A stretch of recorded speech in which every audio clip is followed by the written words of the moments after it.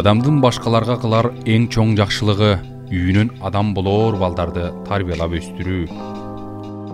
Эгер ата журт деген баштыктай сүйрөп, өзүң менен алып жүрөр нерсе болсо, анын баасы сокур тыйынга татыбас эле.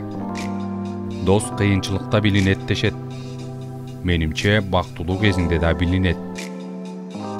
Сени тааныгандар жашап жатканда сен тирүүсүң. Өмүрдүн чыныгы баркы ишенимде, бактысы да ишенимде.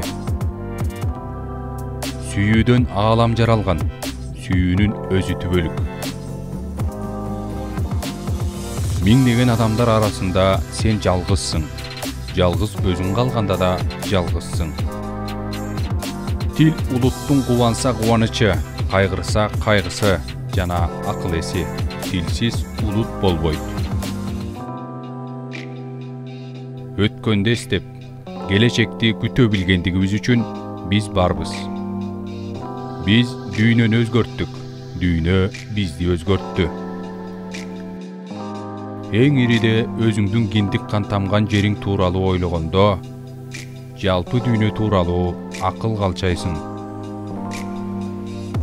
Адамга эң кыйыны күн сайын адам болуу.